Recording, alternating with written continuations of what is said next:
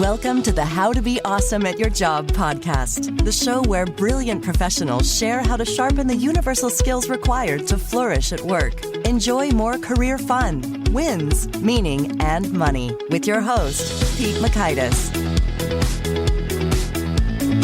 Hello, and thanks for joining us here for episode 636 with Eric Papp. If you felt some frustration that you don't quite seem to be advancing on your most important priorities, well, Eric is bringing the goods to help you do just that. So you'll learn 1, the key question that cuts your tasks in half, 2, the strategy that makes plans stick, and 3, the key to starting off your week right. So if you want to check out the show notes or the transcript or the links to items we've referenced, check out awesomeatyourjob.com/EP636. And if you're at awesomeatyourjob.com, check out some cool stuff like our Gold Nugget email summaries, which provide the summarized insights from Eric in an email you can read in about 2 or 3 minutes, as well as the access to the vaults of every one of these Gold Nugget summaries of all 636 guests. We call those the Gold Nuggets at awesomeatyourjob.com. Now, here's Eric's story. Eric Papp has a successful history of delivering proven strategies to increase productivity and performance in a complex world. Before becoming the success he is today, Eric earned his BA from the University of Notre Dame. He founded Agape Leadership LLC, an intellectual capital firm focusing on leadership and sales for business performance, with the sole purpose of driving leaders and their teams to success. Eric is a successful author and public speaker since 2010, where he's worked with thousands of managers to aid teams toward their success. He's been evaluated as one of the top management trainers in North America for his expertise in leadership effectiveness. His books, Leadership by Choice and 3 Values of Being an Effective Person, published by John Wiley and Sons, are both top sellers and recognized for their unique impact on the business world. Eric currently lives in Tampa, Florida with his wife, Brienne, and their daughter, Eliana. In his spare time, Eric frequents his local church, engages the community, and practices the kettlebell. Big thanks to Eric for sharing his wisdom with us. A big thanks to our sponsors. Check them out. One sponsor to check out is Storyworth. Whenever I'm thinking about meaningful Father's Day gifts, Storyworth leaps to mind. Storyworth helps you preserve precious memories and stories from your father for years to come. Each week, Storyworth emails your loved ones a thought-provoking question that you get to help pick, such as, what's the bravest thing you've ever done? I personally love the prompt so much that I have refreshed Storyworth's questions page many times looking for more. Storyworth makes the writing process super quick and easy. All your loved one needs to do is respond to that email with a story, and then you get a quick copy of that. And after a year of this fun, Storyworth compiles your loved one's stories and photos into a beautiful keepsake hardcover book that you'll be able to share and revisit for generations to come. Families love Storyworth so much, they've got 25,000 5-star reviews on Trustpilot and have millions of stories preserved. So give all the fathers in your life a unique, heartfelt gift they'll all cherish for years. Storyworth. Right now, you can save $10 on your first purchase when you go to storyworth.com/awesome. That's storyworth.com/awesome to save $10 on your first purchase. One sponsor to check out is Harvard Business Review. This brilliant magazine, published at hbr.org, is the leading destination for smart management thinking. Fun fact, HBR has been mentioned in 108 episodes of the show. That's because HBR has great stuff that comes up often. They've got explainer videos, podcasts, real-world case studies, and much more. I think of HBR each night that I put on my special orange glasses. Their article, Will Blue Light Glasses Improve Your Sleep?, revealed that those who wore them reported better sleep and a 7% improvement in work performance as compared to those who wore the sham glasses. So I cite HBR anytime anyone tells me that I look silly wearing them. Now, much of HBR's content is available for free when you sign up at their site. Subscriptions that get you unlimited content cost $10 a month. If you visit hbr.org/subscriptions and enter the promo code AWESOME, you can save 10% off of that subscription. Again, to save 10% off of your HBR subscription, go to www.hbr.org/subscriptions and enter the promo code AWESOME. And big thanks to our sponsor, Acorns. Acorns makes it easy to start automatically saving and investing for your future. You don't need a lot of money or expertise to invest with Acorns. In fact, you can get started with just your spare change. Acorns recommends an expert-built portfolio that fits you and your money goals, then automatically invests your money for you. NerdWallet.com, whom I love on these sorts of matters, gives Acorns a whopping 4.7 stars and says, quote, if you want to make the most of your spare change, there's no better place to do that than Acorns. Head to acorns.com/awesome acorns.com/awesome or download the Acorns app to start saving and investing for your future today. And we got a legal disclaimer here. It may not be representative of all clients. Tier 1 compensation provided. Compensation provides an incentive to positively promote Acorns. View important disclosures at acorns.com/awesome. Investing involves risk, including the loss of principal. Please consider your objectives, risk tolerance, and Acorns' fees before investing. Acorns Advisors LLC, Acorns, is an SEC-registered investment advisor. Brokerage services are provided to clients of Acorns by Acorns Securities LLC, member at FINRA/SIPC. For more information, visit acorns.com. Here is Eric. Eric, thanks for joining us here on the How to Be Awesome at Your Job podcast. Hey, Pete, thanks for having me. Well, I am excited to dig into your wisdom, and I know one thing you're excited about is the kettlebell. Yeah, I like your shirt. Could you read it for the audience who's listening? Oh, man, it says, I got a fever, and the only prescription is more kettlebell, which, of course, is a play on the SNL skit with Will Ferrell, where he's talking about more cowbell, you know? That's right. That's right. And what do you love about the kettlebell, and what should we know if we're at home and not going into the gym about kettlebell workouts? Oh, man. It combines all three: strength, endurance, and flexibility. And it is probably one of the most effective pieces of equipment, bar none. Kettlebell swings to build endurance and flexibility, Turkish get-ups to build overall strength. And it's incredible in terms of, you do 10, 20 minutes and the return on time is phenomenal. Ooh, now you got my attention. The return in terms of energy, in terms of strength, they're feeling amazing. What kind of return are we talking about? Yeah, all the above in terms of returning, and they've done some studies, like when someone's doing the kettlebell swing based upon how many, your metabolic rate and all this stuff, it's like equivalent to like running like a 6-minute mile.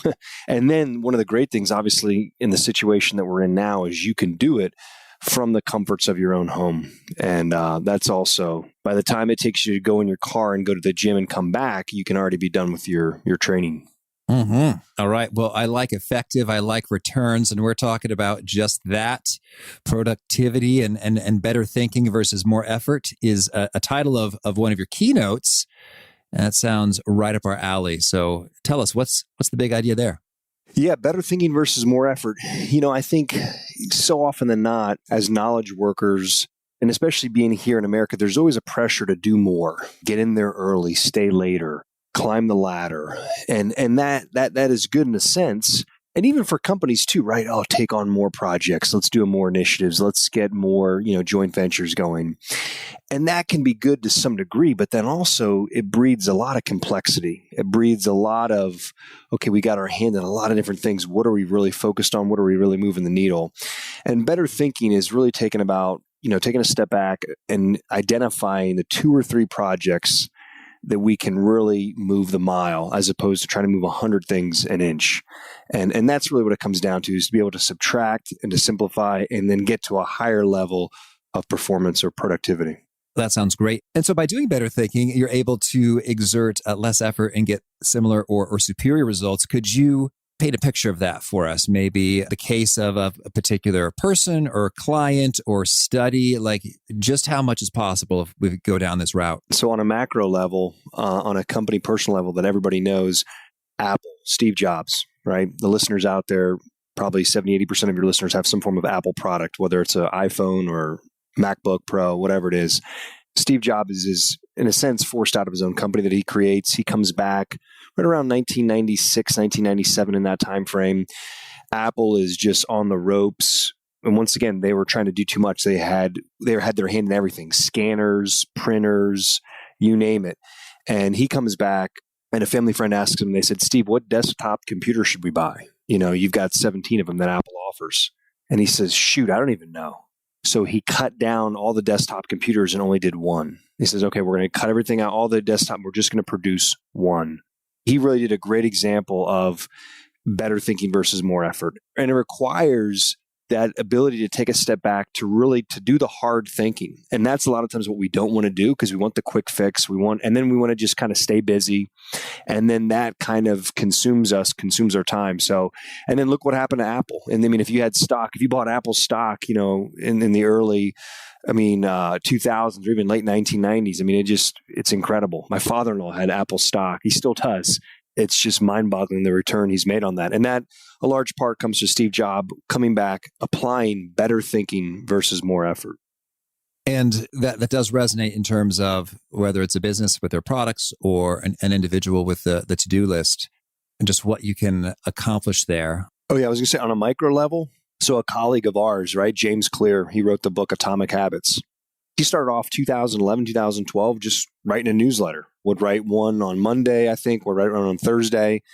Within the first year, he had, I want to say, around 100,000 subscribers. And then that's all he did. And I think he had a day job at the same time and then just kept building on that, then writes a book.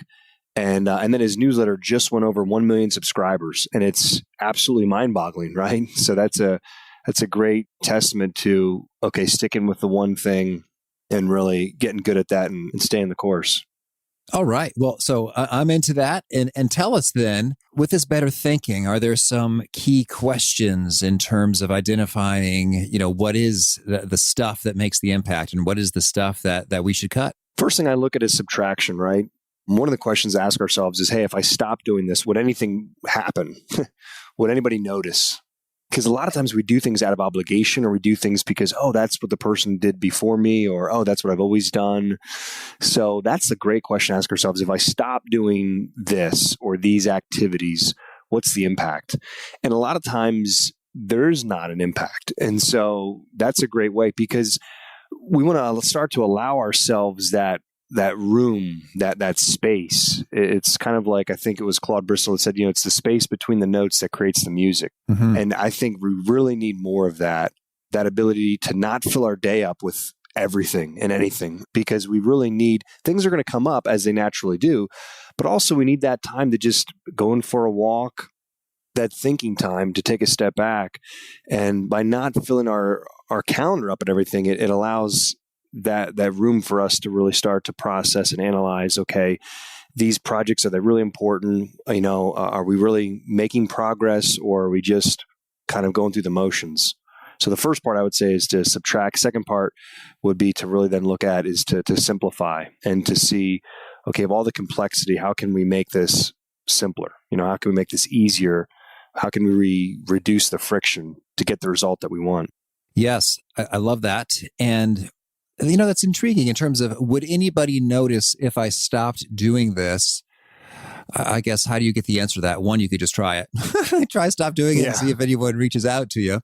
Yeah, other ways you recommend in terms of, I think if you're in organizations and collaborating with folks, there could be some resistance in terms of, well, this is just what we do.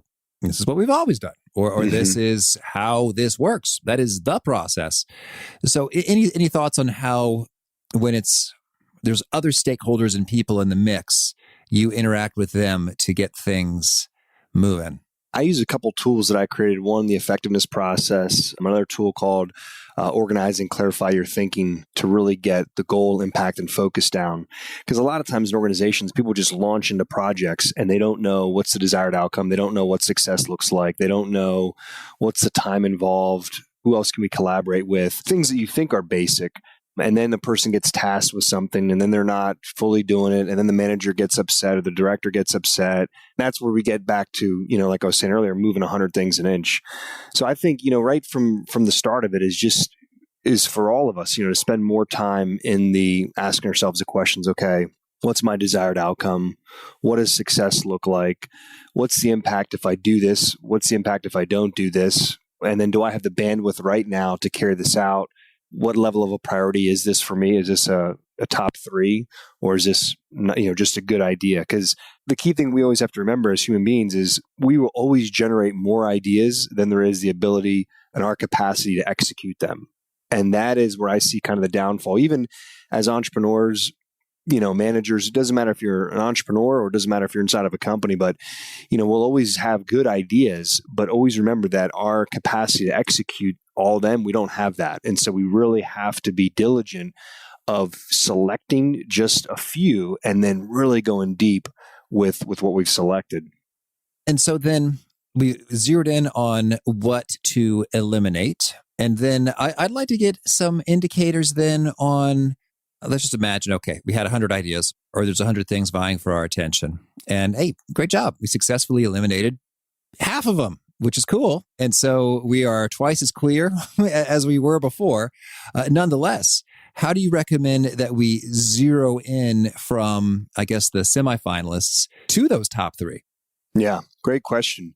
And it goes with, what is our desired future? What's the future that we're living into? At any point in our lives, we're always thinking we're either in three different mindsets. We're in the past, we're like, oh man, 2019 was such a great year and we were gathering and we did this and our company did this, or we are in the present. Okay, what am I doing right now? What's important right now? That acronym WIN, what's important now? Or we're in the future. We're thinking about, hey, where do I want to be? And sometimes we have to be very mindful of how we're thinking, because sometimes we're dominated by the past. We're, oh my gosh, I can't, this is so bad. I can't, I wish it was this time. I wish it was.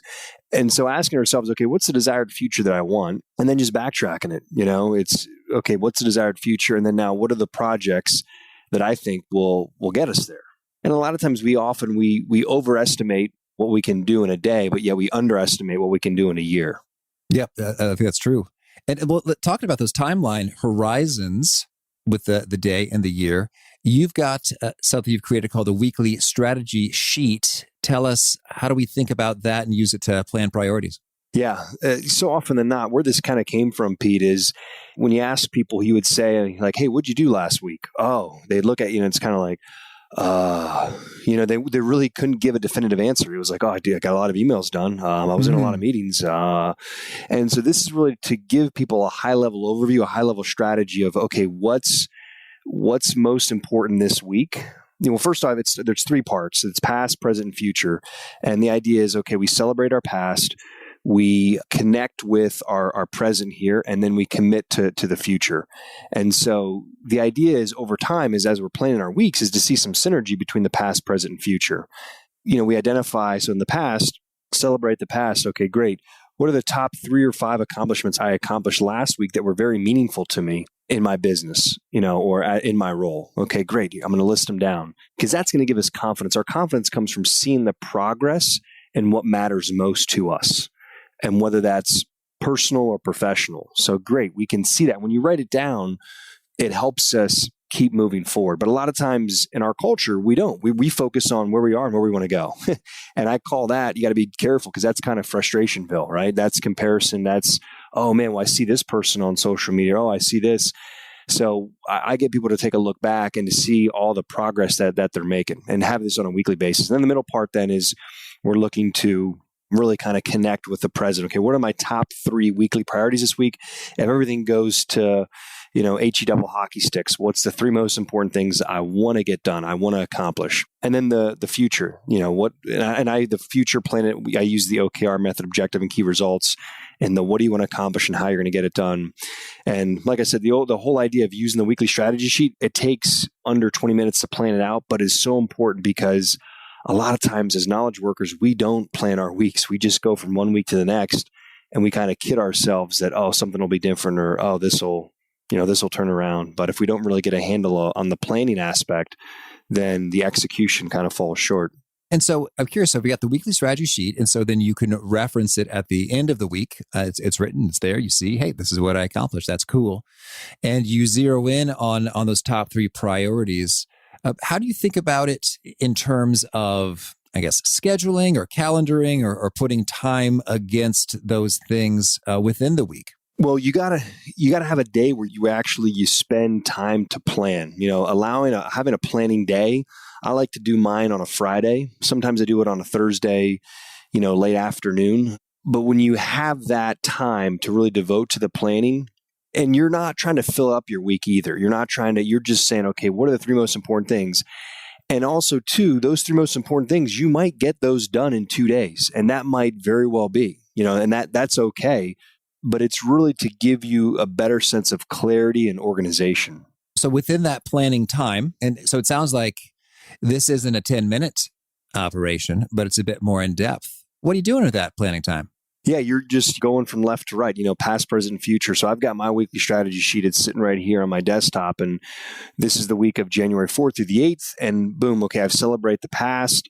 I write down, my top 5 accomplishments. And I mix in 1 personal or 2 personal in there as well. And then I check in with the present. What are my top 3 weekly priorities? and then what's for the future, my objective and key results. And that can change as well. But you'll see, when you ask people, hey, do you plan your week? A lot of people don't. And then some people that do kind of quickly plan their week. The more that we spend time planning our week and really being diligent about that, A, you'll get better at it. And B, you'll be able to get your priorities done and things done with a lot greater intention. And that's the kind of the cool thing. And you'll actually have more time. You'll be accomplishing more and you'll have more time when things come up or that you'll be more able to be more flexible. I think one of the things it gives people is it helps relieve some of this, the pressure of time that a lot of people are faced with nowadays. So you're maybe doing an hour with the weekly strategy sheet planning process, or roughly how long are you putting in there? Yeah. I'd say it's about an hour. I mean, sometimes I'll go, what I'll do is I'll take 2 cracks at it. I'll look at it Friday, and then I might look at it again on Monday and just make some adjustments just to make sure that, okay, I'm on track for this week. But it really gives me that structure, and it really gives me the guidance, because the other thing too is, as knowledge workers, our confidence is, we have to protect that, right? And so if we know as human beings, if I'm making progress, then I'm feeling good about myself. And so that's so important. And knowing that I'm progressing towards where I want to go. And so by doing this, it really helps us with that. So yeah, it's about, an hour, or some people have done it under an hour. I'm typically around that, depending upon how detailed I get with it.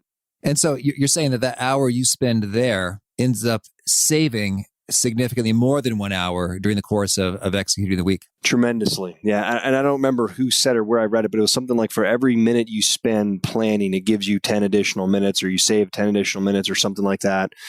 So yeah, it's kind of like that 10-to-1 ratio. Yeah. And so that's why the planning is so important. And you get better at it too as you go on. A lot of times we just start our day very reactive, right? When I say reactive, we just start our day, we watch the news, listen to the news, or we start our day reading emails, checking emails. And so that we're not really proactive. We're just responding to whatever's in our inbox, whatever's most pressing. And often what's a priority gets masked with, 100 different other things.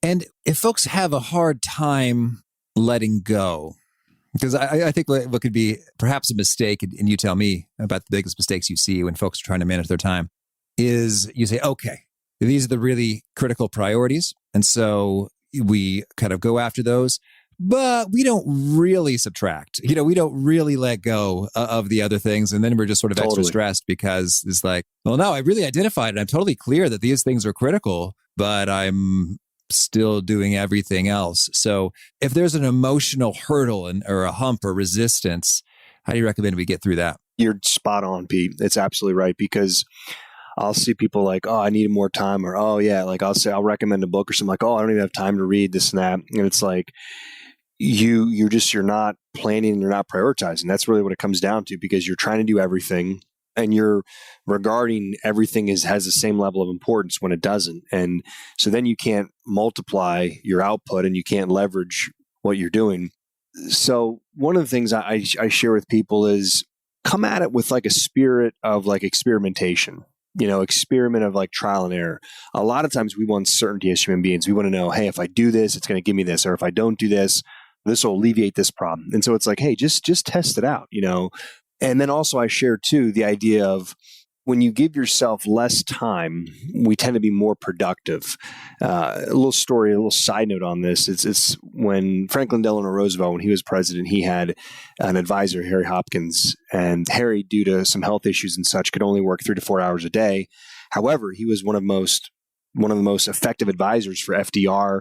Winston Churchill went so far to call him like Lord Heart of the Matter. And the reason why is, hey, he only had 3-4 hours. So then therefore it really caused him to think deliberately about, okay, what am I going to do in the time that I do have?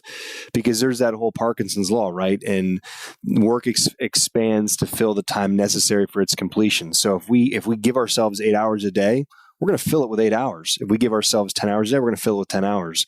And so that's a very interesting thing. And you'll see this not only from a time standpoint, but you'll also see this from like a storage standpoint. Like when somebody has a house, they went from like, let's say 1,000 square foot house to a 2,000 square foot house. Well, over time, they're going to fill that house up with stuff. Why? Because they're just going to fill it up with stuff. So it takes a deliberate level of discipline And just mindfulness too of, okay, hey, we don't want to be overcluttered. I don't want to be overwhelmed. Just because I have the capacity doesn't mean I need to buy more stuff. So that's kind of the idea on that. But yet somehow we end up shooting ourselves in the foot by just adding more and doing more. All right. Thank you. And I know you've also zeroed in on some key habits of super achievers. Can you tell us what are they and how do we go about developing them? Yeah, I'd say some of the habits of super achievers, number one is to get a real clear sense, and we've talked about this a little bit earlier, of what your future is, of what knowing what it is that you want in your future. That's a key thing. The second thing I would say is knowing what are some of your unique talents. Super achievers are very good at knowing what their unique talents are and then spending time working on those talents. And then after a while, people take a step back. Wow, that's a master at work. Wow, that person's, they're at the top of their field. So that's a big thing is, okay, knowing what you want and then knowing your talents, what you're good at or what you like to do, and then really spending time learning more every day and getting better, making, just getting 1% better, reading more, talking to people. And then when you take a step back, then you're kind of regarded as like a super achiever. People are like, wow, that person, look at the gains they've made. And it's not anything that they're extraordinary. In some cases, it's the talent is there already, but other cases, it's the talent has been cultivated, over and over. It's kind of like a water dropping on a stone. It's just that over and over and over, that repetitive nature. Eventually it changes the stone and it forms the stone into something unique. Well, Eric, tell me anything else you want to make sure to mention before we shift gears and hear about some of your favorite things. No, I think we're right on track. We're doing great. Okay. Well, could you share a favorite quote, something you find inspiring? Well, one of them I already mentioned, it's a quote it's been top of mind. Our capacity to generate ideas will always be greater than our ability to execute. Okay. And a favorite study or experiment or bit of research? A lot of what I'm saying is in alignment with Richard Koch, his idea on the 80-20 principle. And what I'm talking about is kind of, from Pareto and going back and looking at that. So a lot of that is, if somebody wants to explore more, go deeper into being able to identify priorities and such. So that'd be good to look at. Yeah, that is a great one. And I think a lot of people have heard about the 80-20 rule. But he's just like, you're not taking it nearly far enough. Like, that's the theme that I've got hits over and over again. Yeah. Each chapter is like, all right, man, you got it. And how about a favorite tool, something you use to be awesome at your job? I would say a notebook that I have. I've got the priority planner that I use. It's something that I created. It's in its 3rd edition. And this keeps me focused because it's the way I've created. It's 3 wins from yesterday. So it causes me every day to write down what were my accomplishments from the exact day before. So this helps keep my confidence high. And that's one of the top things I need to protect as a knowledge worker.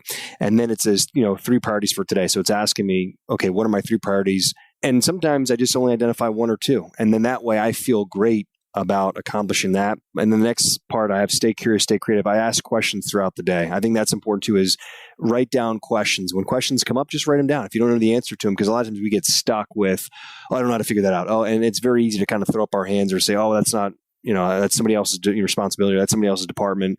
But just write down a question because there's a great chance that you just kind of sit with it. You'll get the idea. Will come to you later on. And any other favorite habits for you personally? Spending time taking care of yourself physically, whether it's going for a walk. I go for occasionally morning walks. I also cycle. I became, I've got the Peloton here. So cycling, and that's great because it's low impact on the knees. And then obviously the kettlebell. So alternating between cardio and strength. So exercise is such an important part, and not so much just from like a vanity standpoint, but from it clears your mind. It's I can't tell you, Pete, how many times where I've just gone for a walk or I've gone on a bike ride and then I'll come back with like 3 great ideas that I'll write down, just of different things or an email to ask somebody or a question. And then spending time in scripture with the Bible, just reading some of the New Testament. I do a little thing called Lectio Divina, and I'll read a little small passage of the New Testament and then just kind of just ask questions, just journal from there. And then also every day in the morning, I usually just start to write. I just kind of start typing or writing just to kind of purge all the stuff in my head, whatever it is. It might be questions, it might be concerns, it might be what I'm excited about, just whatever it is, because I find that to be a wonderful clearing process so I can start my day being in the present moment. And is there a particular nugget you share that really seems to connect and resonate with folks? They quote it back to you frequently? Well, I would say preparation begets confidence. And that comes from planning your day, right? When you're prepared, when you plan your day, kind of know where you want to go. Then when things do come up, then you have the flexibility to adapt. Oh, here's something that I say, hey, blessed are the flexible, for they shall never be bent out of shape. All right. and I think 2020, right, was a great reminder that we all had to be flexibility. It's teaching us a lesson, flexibility, and also a lesson in resiliency. I think resiliency is such a wonderful, wonderful quality to have, whether you're an entrepreneur or a manager, the capacity to overcome difficulties quickly, because there were a lot of challenges that we experienced, and there's a lot of challenges that we're going to continue to experience as well. And if folks have questions, they want to learn more, get in touch, where would you point them? My website, ericpapp.com. I've got some videos on there. The weekly strategy sheet is on there, so they can download that for free, and they'll get the PDF version of that. And that's just ericpapp.com. And do you have a final challenge or call to action for folks looking to be awesome at their jobs? Hey, we're starting off the year here in January. Ask yourself, how is this year going to be different for you? Not just from, what are you going to do that's going to be different? How are you going to get to your goals? How is it going to be different? And then, when you've got that plan, work it and get your outcome that you want. All right. Eric, this has been a treat. I wish you lots of luck and success in your productivity and adventures and priorities, and keep on rocking. Hey, thanks, Pete. It's been great, man. And thank you for doing what you do. I mean, having this, doing over, what is this, episode 600 and something? I mean, that's incredible, man. Well, thank you. I appreciate it. Yeah, that's a lot. So that's great. We need more of this in the world. I really like Eric's take on preparation begets confidence. When you take the time to make that weekly strategy sheet, you just have all the more confidence going into the week. And if you think, I don't know if I have what it takes to resist the temptations, the distractions, etc., having that tool at your side, I think really does make a world of difference for reclaiming the focus. It's hard to be distracted from something, nay, impossible, if you haven't defined what it is you're going for. And thus, by definition, what are those distractions? So big thanks to Eric. Again, those show notes, the transcript, the links to items we've referenced are at awesomeatyourjob.com/EP636. And I hope to catch you next time. Peace. Thanks for listening. To get the most out of the show, we recommend 2 key things. First, check out the extra resources at awesomeatyourjob.com. You can find this episode's transcript and links, as well as the perfect episode for your situation. You can search the full text transcripts of hundreds of episodes or explore episodes tagged by topic and competency covered.